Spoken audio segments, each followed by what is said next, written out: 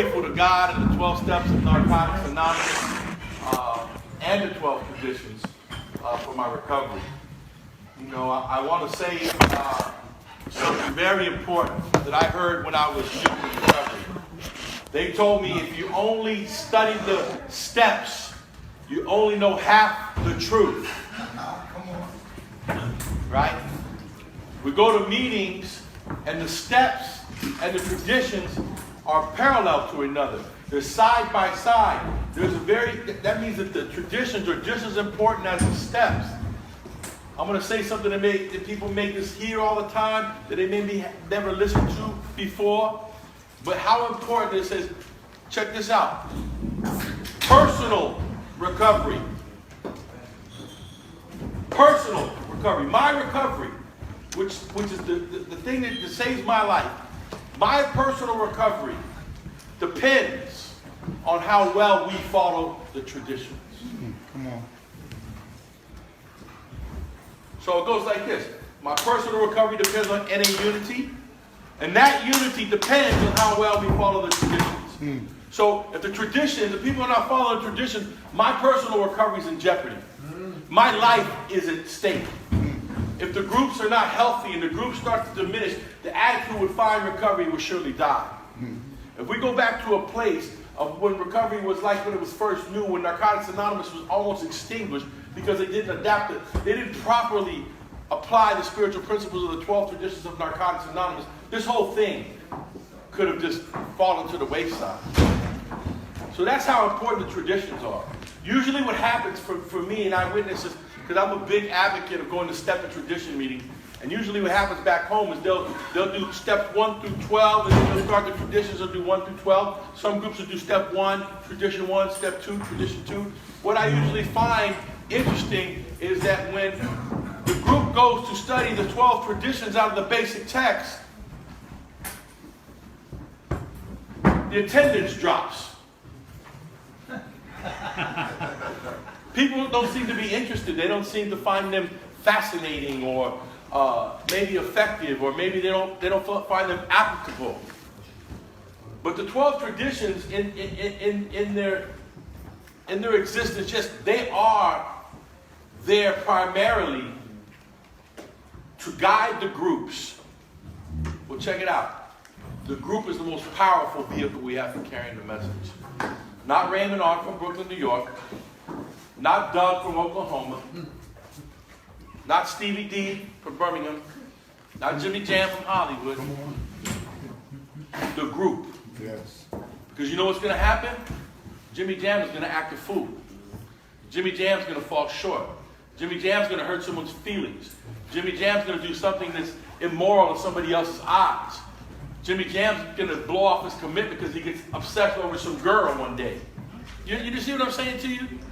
So my reliance, even though it has to be on people sponsored, has to be that I need to be able to go to a group and raise my hand, because it all began with a group of people sitting in a circle over 60 years ago, one meeting in the entire world.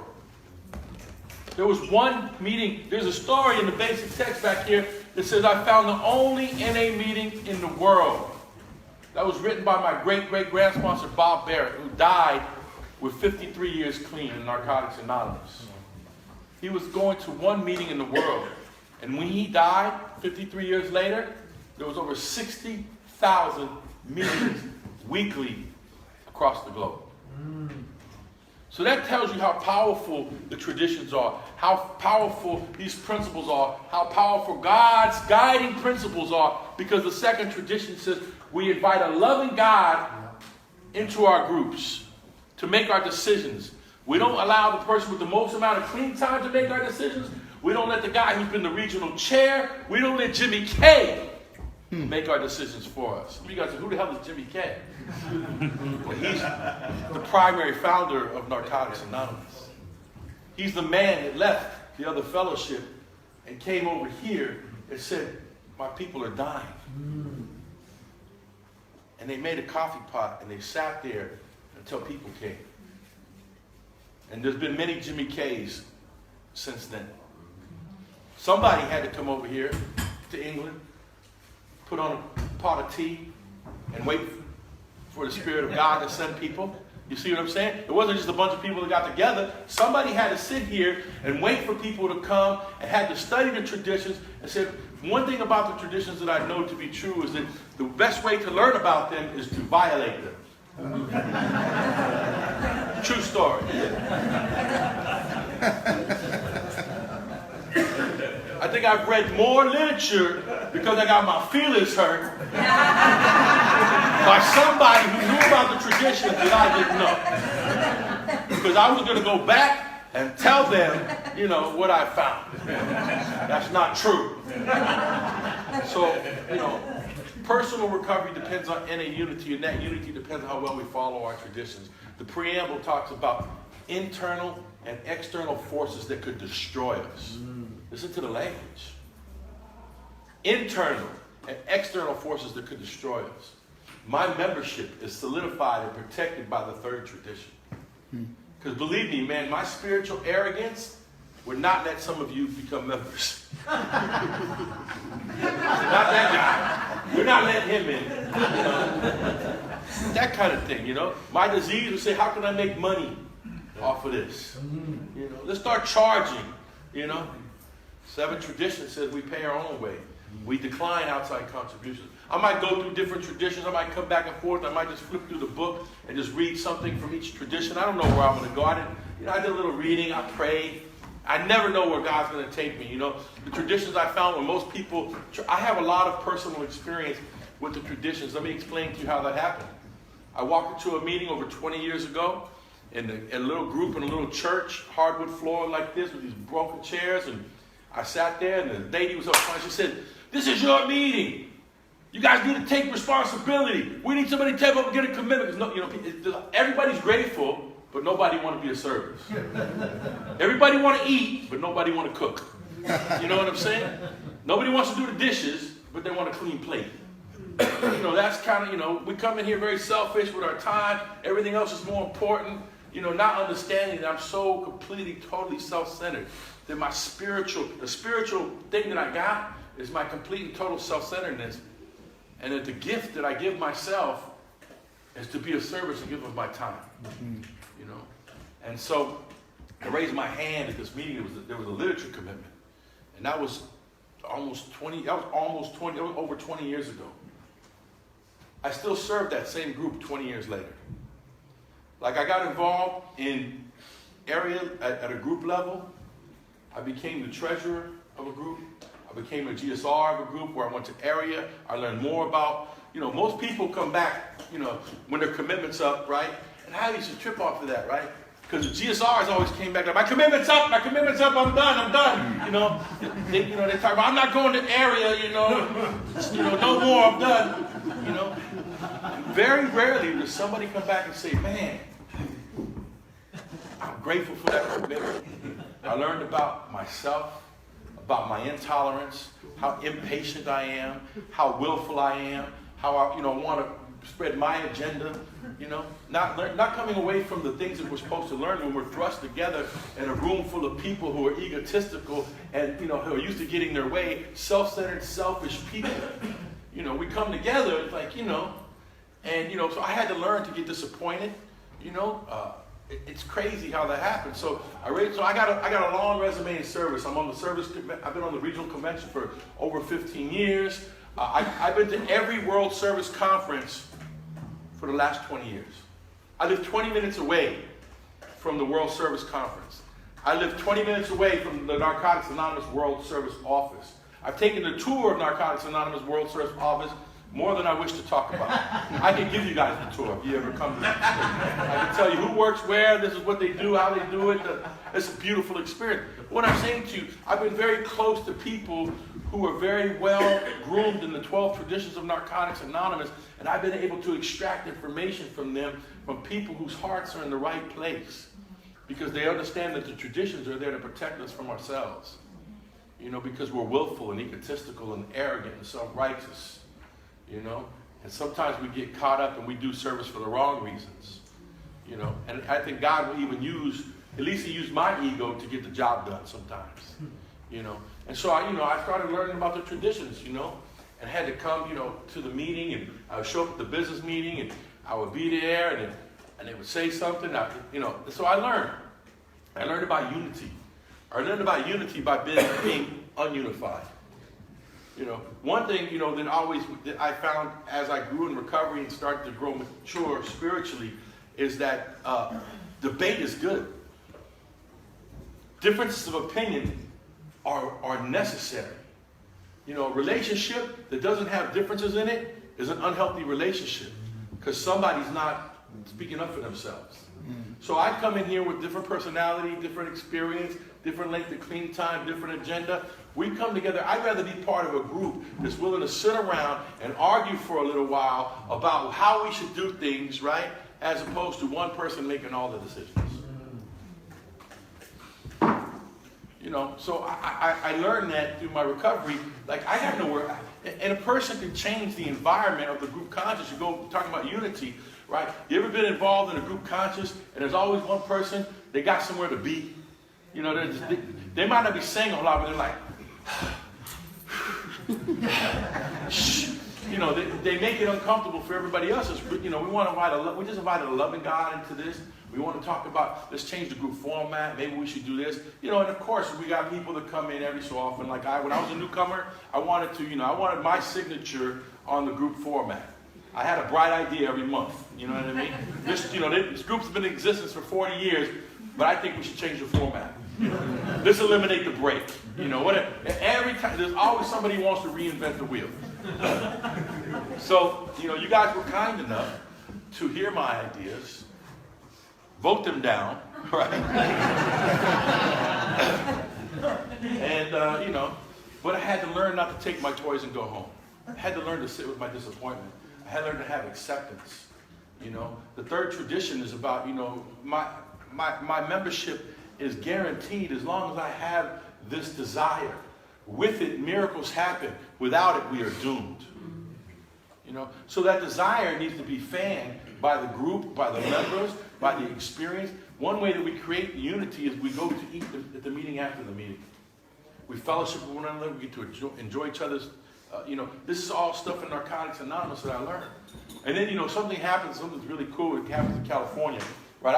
I'm from Southern California, the birthplace of Narcotics Anonymous.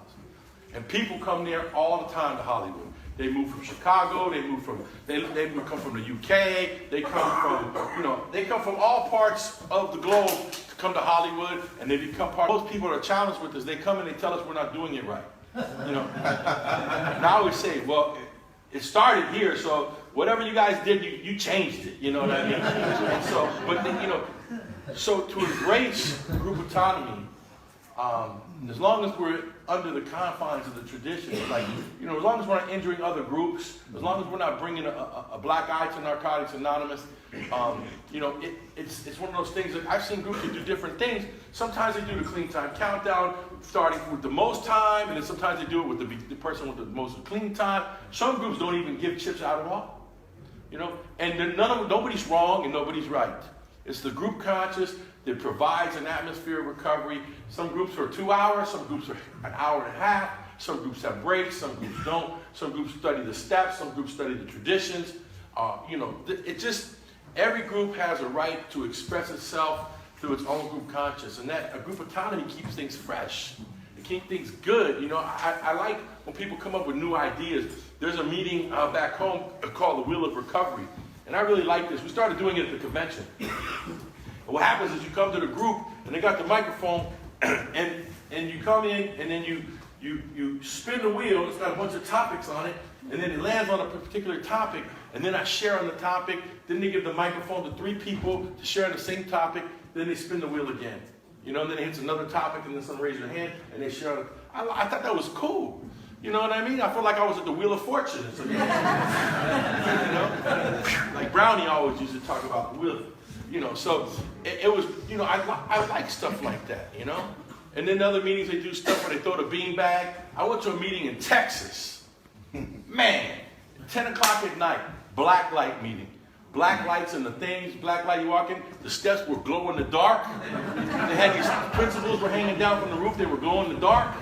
Man, it was cool. I was like, well, I've never been to a meeting like that, You know, and on another serious note, you know, Hollywood is very diverse. We have meetings living with HIV. We have Farsi-speaking meetings. You know, we had a meeting even when I first got clean called the New York Step Meeting. There was a bunch of New Yorkers that didn't like the way we did things in California. So they started their own meeting called the New York Step Meeting, right? And those New Yorkers, man.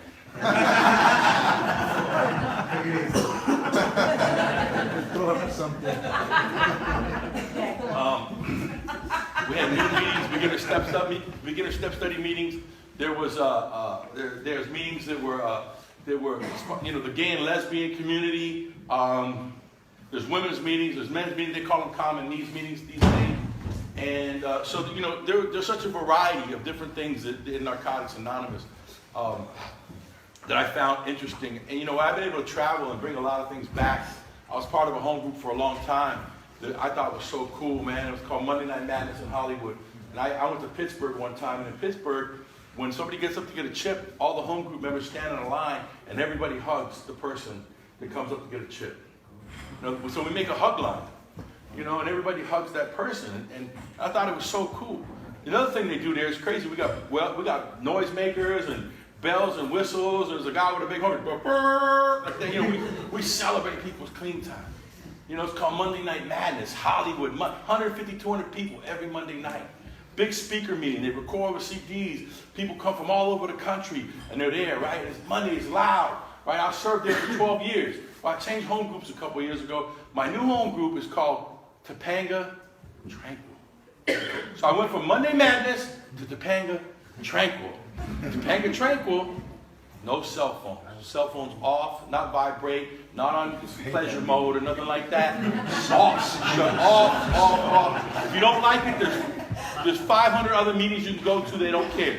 This meeting is the group conscious. Shut the phones off. We don't, because it's a candlelight meeting. They light the fireplace. There's no break, right? And it's you know, the secretary's got 41 years clean. You know, it's a no-nonsense type of group, loving people. You will not come into that group and not receive a hug. They got people at every door because they want to make sure that you're going to get a hug when you come to my home. You know what I mean? And we use real coffee cups. See, most groups in California, you guys have real cups. We don't use real cups over there. They use the plastic cups. Nobody wants to wash the cups after, right? My group, we wash the cups, right? So, you know, that's cool. But every group has to make sure that they're carrying the message. You know? It talks about, you know, if our primary purpose is anything but to carry the message, you know, if we were a social group, we'd find many friends and lovers. You know, if we were about, you know, intellectual, we'd have many smart addicts about education. You know, if our group was anything other than to carry the message, few would find recovery and the addict may die. Mm-hmm. So, you know, we have to be driven by our message. What is our message? Our message is an addict. Any addict can stop using drugs, lose the desire to use, and find a new way to live. It's threefold, you know? And so that has to be the primary focus, no matter how we do it, how we approach it, whether I like it or not, as long as the message is being carried, that, you know, because some people are attracted to one thing where other people are not attracted to another. I remember there was a guy in recovery when I was new, and I was very, man, I'll tell you, man, I was so rigid, like I just, you know, I just shush people like, shh. You got yours, let me get mine. You know, I was like one of those guys. I fought for my recovery, man. And there was another guy that was over there who was a biker. He had tattoos, you know, and he was kind of a jerk, you know what I mean? He would wait for everybody to share, and then he would contradict everything they said. This is the last one. I don't know if you guys have those guys over here. I'm sure there might be a few of them, but over there, there's a lot of them, right?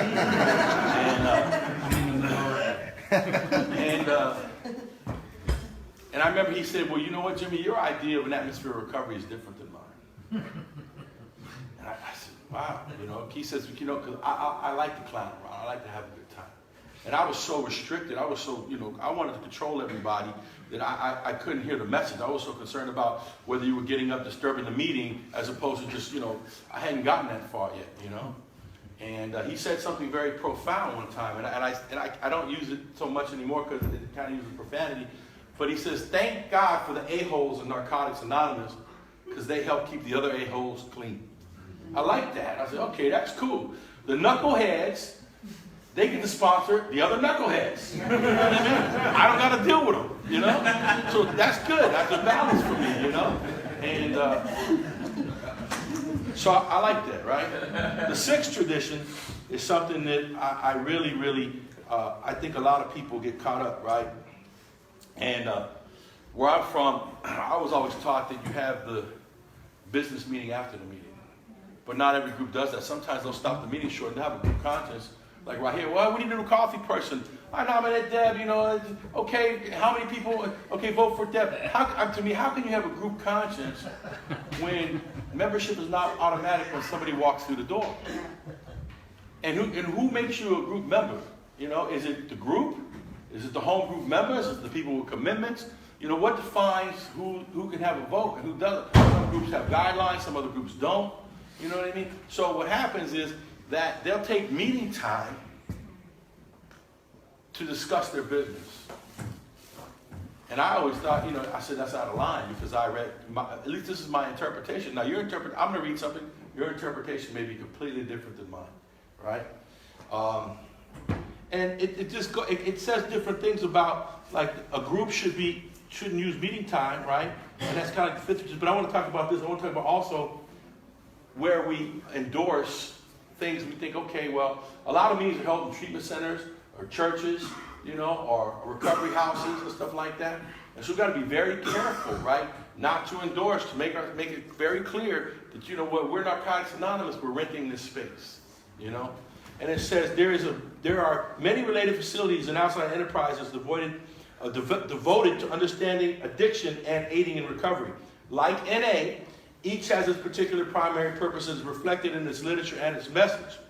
While that purpose may be similar to ours, it will not be the same as ours because our organization is separate. Their organization is separate from us.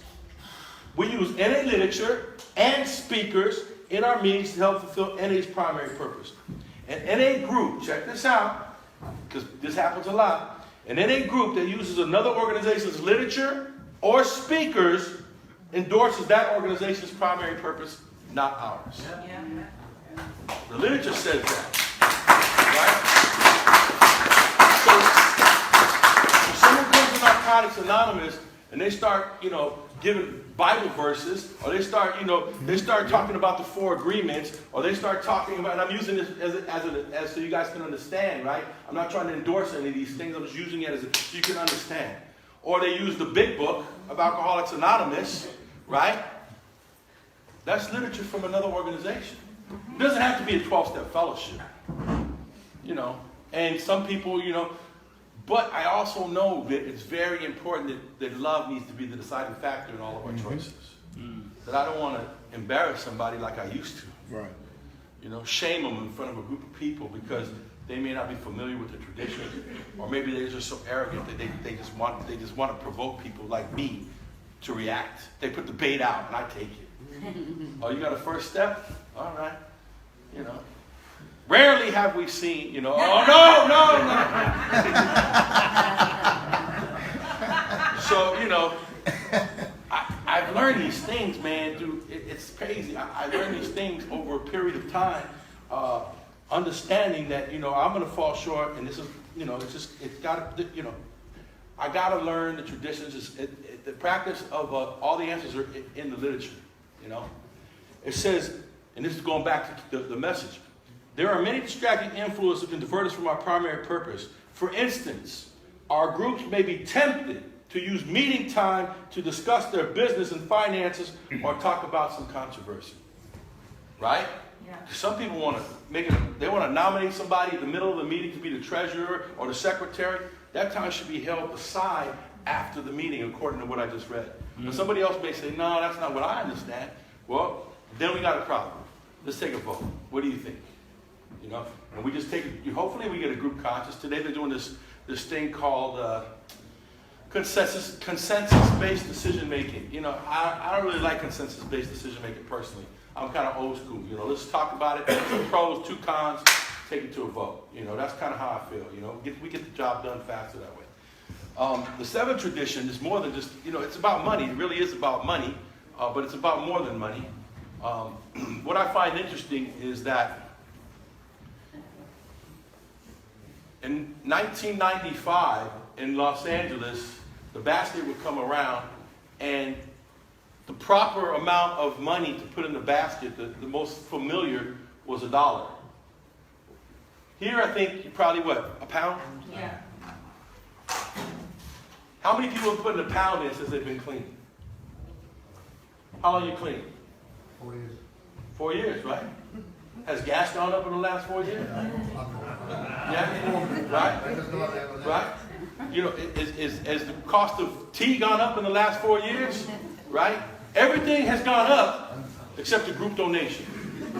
The rent goes up, everything goes up except the group donation. Like, it's just we have not brought enough awareness to say, listen, I need to give it my time, my energy. The seventh tradition brings about something more important, you know, when you take it on the road. For me, it's about being fully self-supporting through my own contribution. I can contribute that to my relationships. I'm a mama's boy. My mother used to take care of stuff. I used to, mom would take care of it, mom would take care of it. But I would have to hear my mother, you know. I'll bail you out of this, but you better, you know. So there's a price to pay, you know. You ever had that where you just got, oh man, I know you gotta borrow money from somebody, but you don't want to hear their mouth, you know. But you do it anyway. I did that many times using drugs. You know what I mean? I had no problem humiliating myself when I was using. You know, now that I'm clean, it's like, but fully self-supporting means that I get to eat where I want to eat, sleep where I want to sleep, that I have to be and my dependence on people brings about resentment. My dependence needs to be upon God. Because when my dependence is around people, people let me down, then I'm in a lot of trouble. You know, let me just look here. I'm just going to read something out of it. I'm just going to pick something and I'll read it. As simple as a group's needs are, a group decision to become fully self-supporting does not usually require the commitment of extensive amount of its members' money, time, or other resources. If a group is having problems sustaining itself, it may want to ask itself some questions. What is our primary purpose? How do we fulfill it? What does our group need to fulfill its primary purpose? Have we confused our wants with our needs? When a group senses its needs have become unreasonable, the simplicity of the fifth tradition can help deflate those needs and their proper size. So we got to ask ourselves, you know, are we spending money that we don't need at the expense of our fifth tradition, carrying the message? You know, do we need to have every kind of tea, or can we just have English breakfast tea? You know, it's like, you know. So sometimes, you know, meetings get crazy. You know, and we're not supposed to be in competition with one another. And you know, sometimes, you know, we spend money that we shouldn't be spending. To me, I'd rather give a basic text away, because that's directly, you know, going into the hands of somebody. But you know what? I got to tell you, man, when I was new in recovery, as important as that basic text was, man, if they didn't have coffee there, I was upset, man. You know, it's like, where's the coffee, man? I put money in every week. What are they doing with the money? You know, we get all crazy, right? And it's funny. So I'll read the eighth tradition to you. These are, you know, people don't, the latter traditions, they're not so sexy anymore, right? It's kind of like, oh, how do you grab some meat out of that? Narcotics Anonymous should remain forever non-professional, but our service centers may employ special workers, right?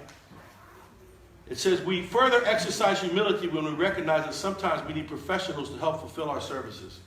Like, I'd much rather have somebody who is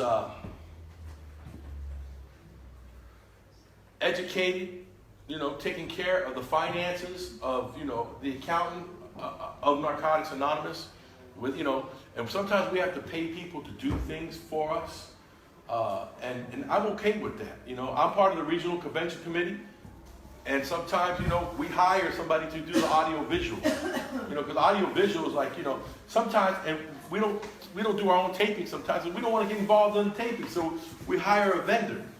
You know, we make an agreement with the vendor gives us a percentage, they do all the work, they bring the recordings, they do all that. You know, because I've been to conventions where the convention people do it themselves, and I wait 20 minutes for my CD. I get the CD, and it's the wrong person. You know what I mean? They got the wrong name and the wrong thing, and I'm frustrated, you know, because that's not what we're here for. We're just, you know, we just do that temporarily. It's better to have somebody that has been doing it for a while, that knows what they're doing. You know, and I'd rather just, you know, it leaves me more time to concentrate on our primary purpose, which is to carry the message to the addict that still suffers. Right? The ninth tradition. Narcotics Anonymous has no opinion on outside issues, hence the NA name ought never be drawn into public controversy. If everything in recovery material, if everything is recovery material, yet we want to help our meetings retain their focus on recovery, how do we decide what to share? We can ask ourselves these questions. Am I sharing from my experience, or am I expounding upon an opinion? As an individual, am I dwelling in the problem or seeking the solution? Do I share to draw the group together or force the group into separate camps? Do I make it clear that what I say is for myself and not for Narcotics Anonymous? So long as we keep our common welfare and our primary purpose in focus, we will avoid the kind of controversy that distracts us from recovery. Because we could go off completely in different directions, and get caught up on, on different things. We can talk, in the States they got the elections going on. But then it's weird because, they say if something's affecting your recovery, it's sharing material. So it's a two-edged sword, And so we try to stay out of the controversy. The big controversy back home is drug replacement. Do we let somebody be the secretary of the meeting that's still on Suboxone? Do you want me sharing if I'm on Subutex up here? If I'm on methadone?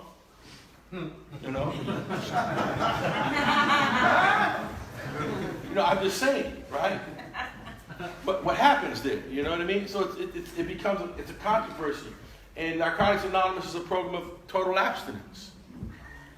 But things happen, and then the treatment communities come in, and then we don't want to shame people, but we're not doctors either. So there becomes this thing where it becomes, so we have other pamphlets, in times of illness, medication and recovery, the way the groups handle different things, violent and disruptive behavior, different things that have come up within the groups because, they say you shouldn't kick it, but there's times where we've met and an individual causes so much problem that the facility says we don't want them in here anymore. The groups don't necessarily want to put them out. But if they're constantly causing violence, it's what are you supposed to do, And so controversy comes up. Sometimes we don't know what to do until we get involved in that situation. The 11th tradition talks about. I'll read this to you guys. Our public relations policy is based on our attraction rather than our promotion. We need to always maintain personal anonymity at the level of press, radio, and films.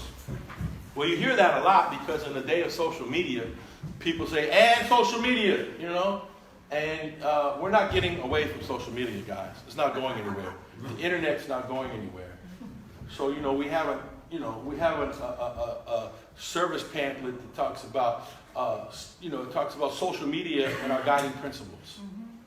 And, it says in there that taking pictures at a convention is not a violation of traditions or at group events or anniversaries and stuff like that. But it tells us that we need to be aware. It gives you some examples of maybe using the settings on your social media, ask permission from the person, different things to be responsible that, still keep people's anonymity, don't be careless with it, right?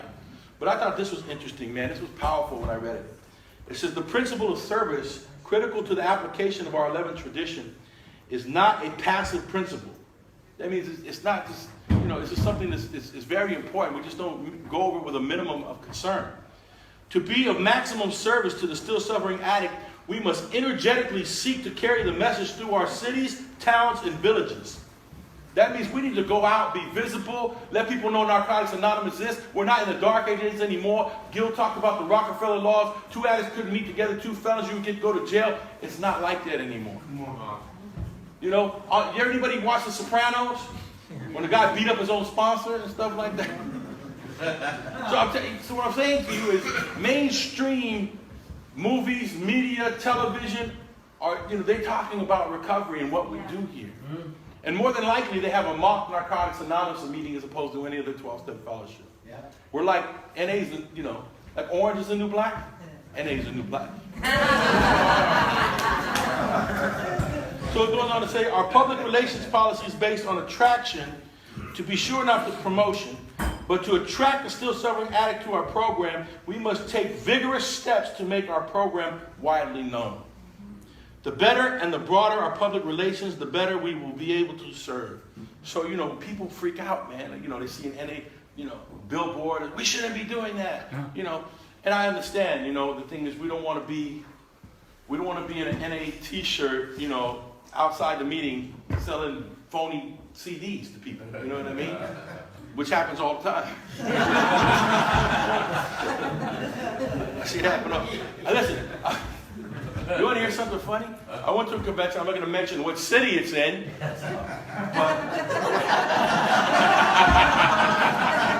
But he does it, boy.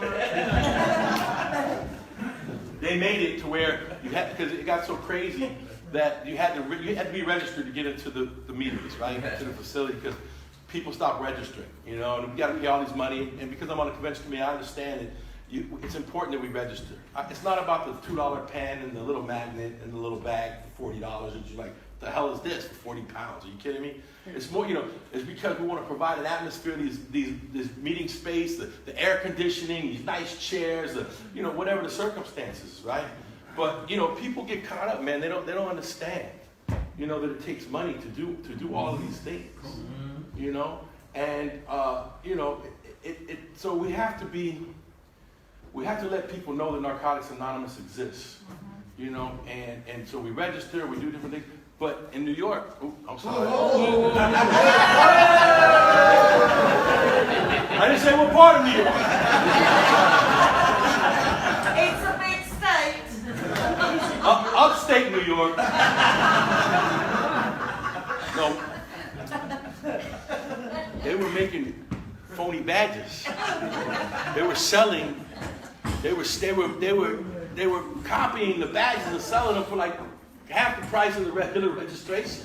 So people could put them on and go into people, you know, so not everybody, you know, there was the World Convention, there was people making bootleg Narcotics Anonymous t-shirts, right?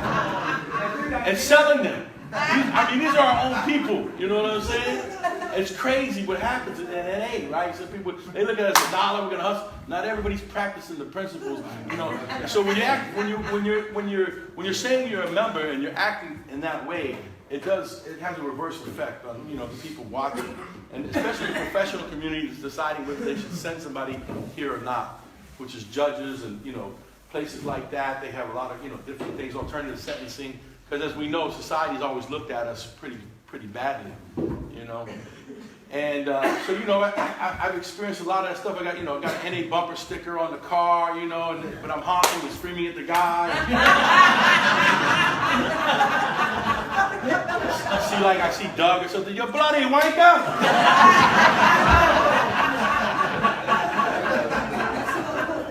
Gotta be careful. So I'll end with the 12th tradition. Anonymity is the spiritual foundation of all our traditions, and reminding us to place principles before personalities. I think the thing that always has stood out for me here is the principles before personalities and how effective that is. That when we're in a group conscious, we're in a home group, that we can set aside our differences, that I can offer principles before my own agenda, my own personality, my own resentment, my own anger, that if I can, you know, how powerful the world would be if people would just practice principle regardless of who's involved. Regardless of political beliefs, regardless of whether we decided to, you know, I voted to move out of the, you know, European Union, you voted to stay in. You know, people right now, it's crazy. Social media in the States, people have been friends for a long time, they hate each other because they, you know, they're on different sides of the election. Say, yo, man, well, this is my friend, you know. But people's political views and all that crazy. So I got to practice principles before personalities, you know, the principle of acceptance and love and friendship and all that stuff. And, you know, it doesn't always happen. I've had my feelings hurt because, you know, it just happens sometimes, you know. But when you speak up a lot in Narcotics Anonymous, you have to expect to have a target on your back. You know, the people are going to dislike you. They're gonna go against it. Maybe they got jealousy or envy, or maybe they just don't like. Maybe you gave them a reason not to like you. You know, whatever it is.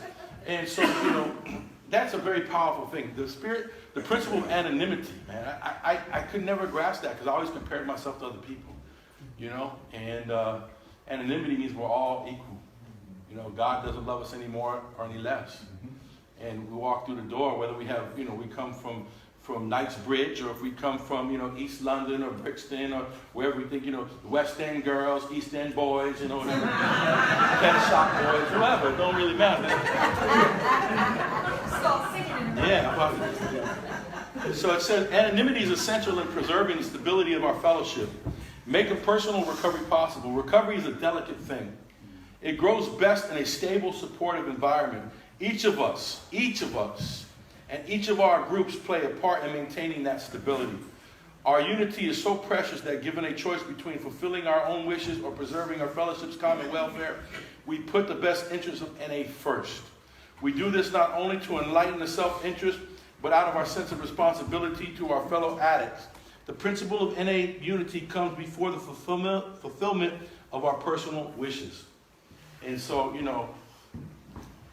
if I could just apply that in my personal romantic relationships. Think about that, I got you. I see you, brother, I got you. It's like, if I could just, if I could just grab a hold of that and remember that more often than not, like set aside my own interests.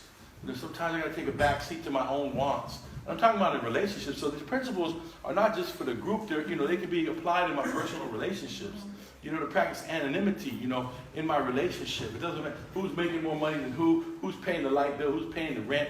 If I'm going to treat somebody needs to feel like an equal. They need to feel like an equal. If somebody doesn't feel like an equal, you're going to have a lot of problems. And, this is, a beautiful thing that when we can get to a place that we can set aside our differences and say, you know what? Everybody's equal here. That guy's been coming up here. He's crazy. He wants the same thing every, Jimmy Jam keeps making a motion every month. Want to change the format. Let's just hear him out, Right? Because if you don't hear me out, you're going to run me out. And thank God you guys let me be who I needed to be until I got better. Because that's what we do. We get better around here. But it takes time. It takes navigating through the steps and grabbing hold of the principles. And every tradition has a principle attached to it that it works out wide. I had to learn, highlight, go over with my sponsor. And you know what the exciting thing is? We got a brand new book. Yeah. We got a brand new traditions book that just came out. I don't know when it's going to get here. They just issued it in the States October 1st. I didn't get mine yet, but I'm going to go home and I'm going to get it. I'm going to look at it. Whether I like it or not, I don't know. I bought the sponsorship book. Wasn't a big fan of the sponsorship book, but I still own it. It's still in my collection, right? So, I encourage you to eventually, slowly but surely, go through the Traditions of Narcotics Anonymous with a sponsor, with your sponsees, on your own time, but most importantly, get involved in service. Because if you're not involved in service, the traditions are kind of like, But if you get involved in service, then, you get an opportunity to practice principle. Thank you. Yeah, Jimmy.